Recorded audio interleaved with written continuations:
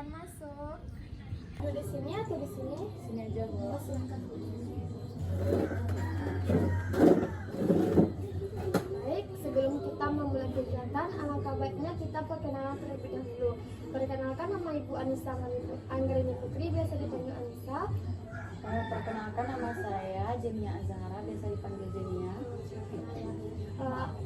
Apa kabar Jenia? Alhamdulillah sehat, Bu.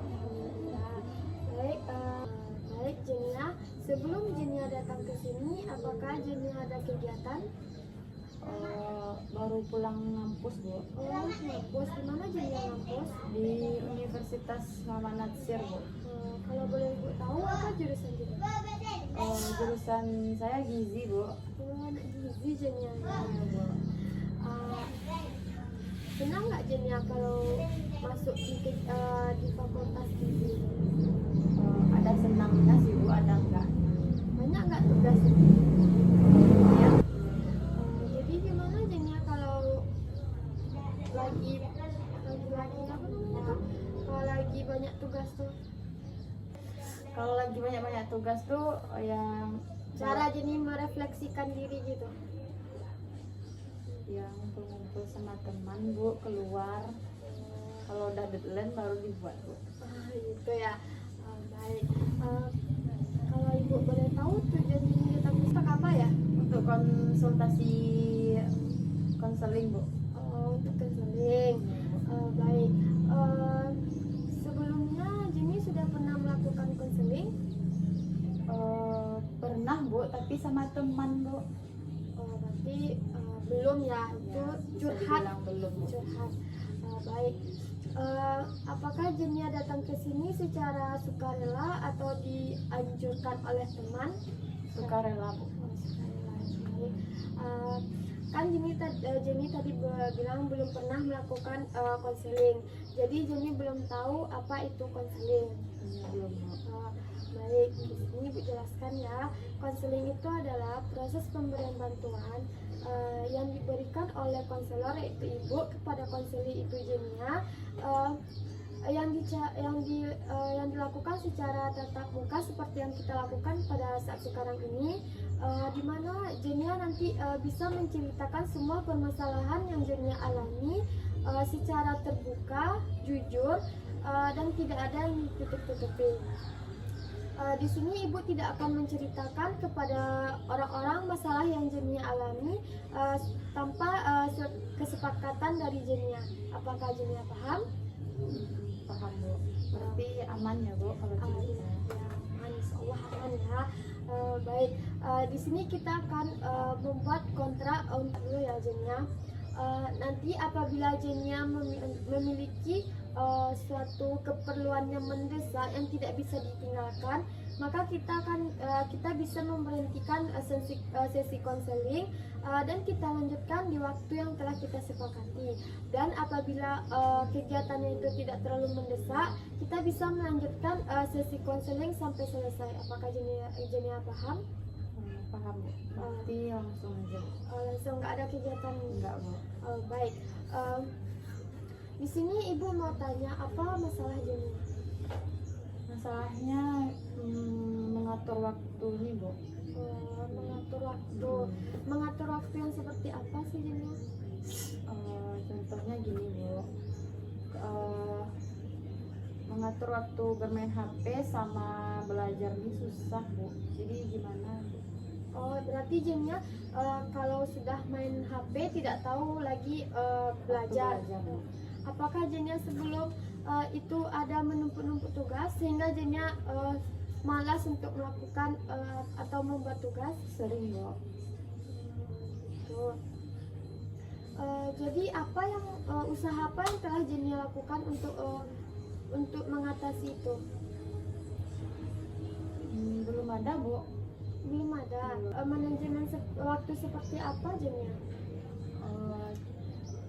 Seperti buat tugas suka deadline, Bu. Pas buatnya suka desak-desak sampai hingga larut malam dibuat, Bu. Karena keseringan main HP. Jadi Jenia kalau ada tugas itu ditumpuk dulu baru dibuat Hamin satunya. Jadi apa yang apakah ada usaha yang telah Jenia lakukan? Misalnya Jenia telah mencoba untuk membuat tugas itu di awal-awal, tapi Jenia masih belum bisa untuk mengubah itu. Udah Bu, udah dicoba tapi gagal Bu. Apakah ada pengaruh dari teman? Oh, mungkin ya, bisa jadi. Soalnya teman sekos juga gitu Bu. Jadi kayaknya ke bawah-bawah Bu. Oh, jadi gitu. Dapat dikatakan bahwa Jenia di sini mengikut-ikut teman untuk membuat tugas. Jadi dapat Ibu simpulkan bahwa Jenia payah mengatur waktu untuk belajar dan bermain HP, dan Jenia membuat tugas mengikut-ikut teman. Jadi membuat tugasnya di hari H-1. Baik.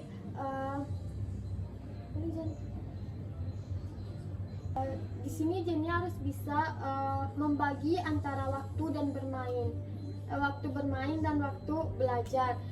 Dan Jenia harus mengutamakan waktu belajar daripada waktu bermain HP. Jenia di sini tidak usah mengikut-ikuti teman kalau teman itu ke jalan yang salah. Jadi Jenia harus bisalah mempertimbangkan mana yang baik dan mana yang buruk. Kan ini udah besar sekarang kan. Tugas tuh Jenia harus buat di waktu yang misal Jenia nggak ada ngampus kan, di situ Jenia bisa membuat tugas, nggak usah main HP, buat tugas dulu. Terus ya di sini bisa membuat jadwal untuk bermain HP dan belajar. Jadi Jenia tidak akan ketertinggalan saat mengerjakan tugas. Terus di dalam pembuatan daftar itu Jenia bisa setidaknya 2 jam membar untuk mengerti, ya 2 jam untuk belajar. Setelah selesai tugas Jenia bisa untuk melanjutkan bermain HP. Sampai di sini apakah Jenia paham? Berarti prinsipnya harus 2 jam ini kalau siang apa malam?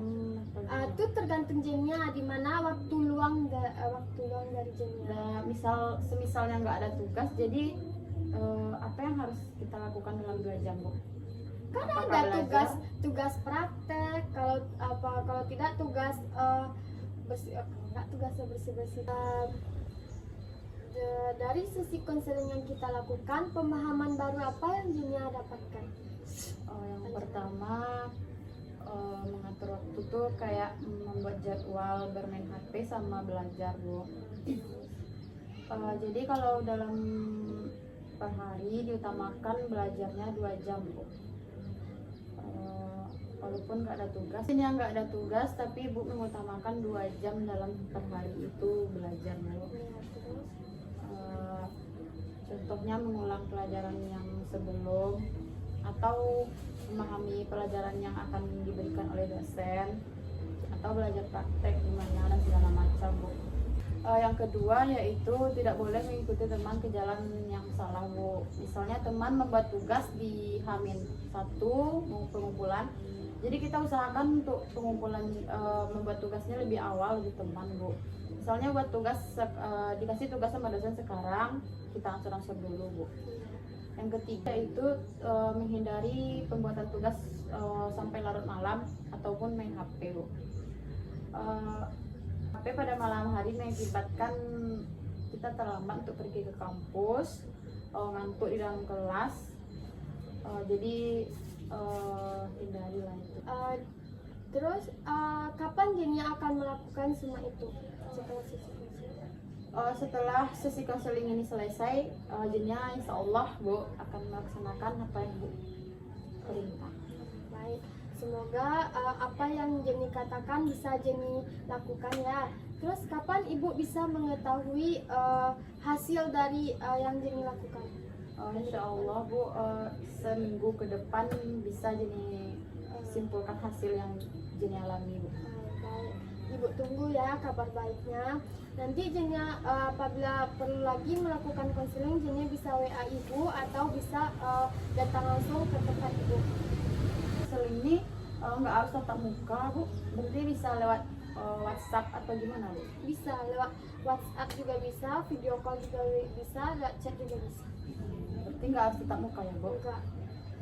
semisal Jenia udah niat nih Bu, tapi tetap juga kembali kepada asalnya sebelum konseling Bu. Jadi gimana, niatnya udah ada nih Bu, tapi tetap aja Jenia buat tugas nih sesuai H-1 atau main HP terus. Jadi gimana pendapatnya Bu?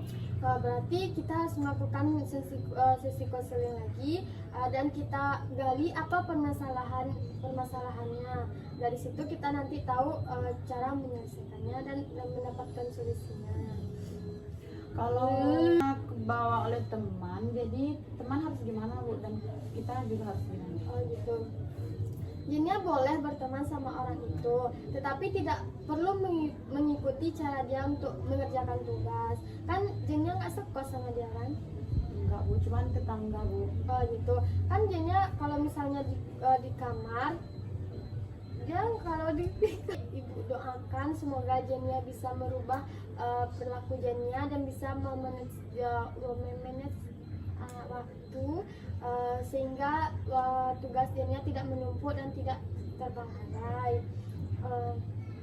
Karena waktu sudah habis, kita cukupkan sesi konseling. Apabila ibu ada salah, ibu mohon maaf. Assalamualaikum warahmatullahi wabarakatuh. Waalaikumsalam warahmatullahi wabarakatuh. Terima kasih Bu. Ya, sama-sama. Entah nanti